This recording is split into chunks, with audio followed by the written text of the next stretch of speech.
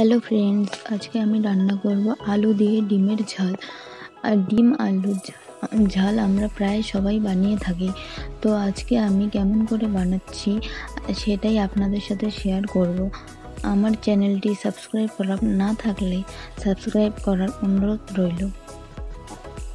এখানে কড়াই গরম হয়ে গেলে তাতে গোটা গোলমরিচ, শুকনো লঙ্কা, জিরে, ধনে, মৌরি শুকনো খোলায় ভেজে নেব।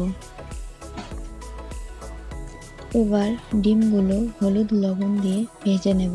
ততক্ষণে সম্বরের জন্য গোটা গরম মশলা, জিরে, তেজপাতা, পেঁয়াজ, লঙ্কা রেডি করে নেব। তারপর আলুগুলো লবণ হলুদ দিয়ে ভালো করে ভেজে নামিয়ে নেব।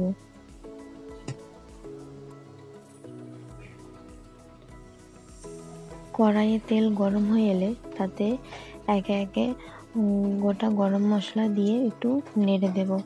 তারপর জিরে, তেজপাতা দিয়ে দেব। এগুলো একটু লাল লাল হয়ে এলে তাতে পেঁয়াজ আর লঙ্কা দিয়ে একটু লাল লাল করে ভেজে নেব।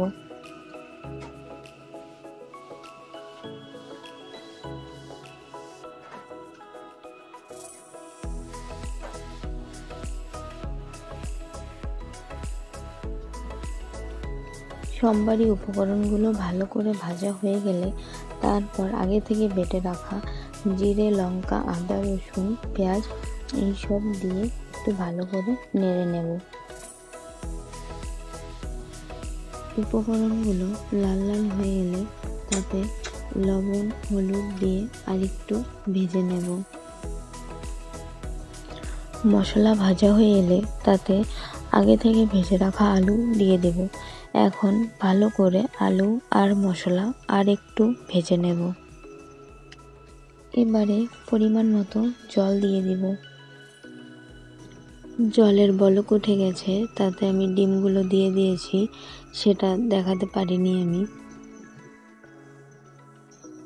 তাতে আগে থেকে ভেজে রাখা মশলাটা গুঁড়ো করে দিয়ে দিব। তারপর একটু নেড়ে চেড়ে নিলেই আমাদের ডিমের ঝাল রেডি।